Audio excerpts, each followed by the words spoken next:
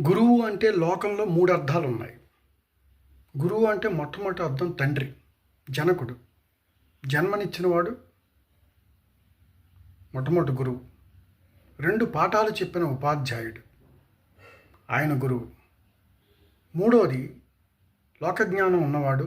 ఎవరినైతే నువ్వు అనుసరిస్తున్నావో, ఎవరినైతే నువ్వు గౌరవిస్తున్నావో, నీకు తెలియని విషయాలు ఎవరైతే పెద్ద ఆయన చెబుతున్నాడో, ఆయనకి మంచి పేరుందో వాళ్ళని కూడా గురువుగారని సంబోధించవచ్చు, శిష్యరికం చేయొచ్చు. ఈ రకంగా 3 గురువులు ఉంటారు. లోకంలో సహజంగా ఈ గురువులు అందరినీ కూడా మనం గౌరవించవలసిందే. వాళ్ళ సలహాలు వినవలసిందే, వాళ్ళ దగ్గర సలహాలు తీసుకోవాల్సిందే.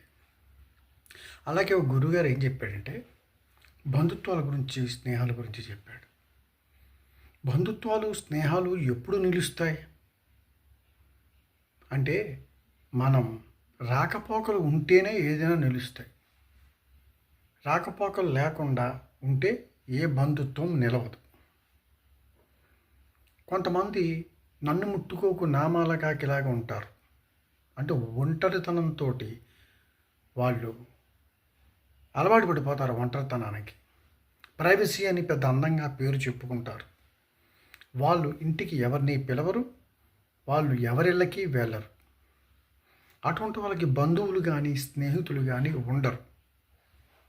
వాళ్ళు మెయింటైన్ చేయలేరు, దేంట్లోనూ అడ్జస్ట్ అవ్వలేరు. బంధువులు ఎవరైనా వివాహానికి కాకేస్తే ఎవరిళ్ళకి వెళ్ళినా వెళ్ళకపోయినా బంధువులు పిలిస్తే మాత్రం వెళ్ళి తీరాలి, వెళ్ళి ఆశీర్వదించి రావాలి. వాళ్ళు ఇదివరకు పిలవలేదు అని కానీ, లేకపోతే బాగా చేయలేరని కానీ, సౌకర్యాలు ఉండవని కానీ అనుకోకూడదు. ఇప్పుడు పిలిచారు కదా, వెళ్ళి రావాలి. ఆ మనస్తత్వం ఉండాలి. ఎప్పుడు గత మర్చిపోతూ ఉండాలి. అప్పుడే బంధుత్వాలు నిలబడతాయి, స్నేహాలు కూడా అప్పుడే నిలబడతాయి.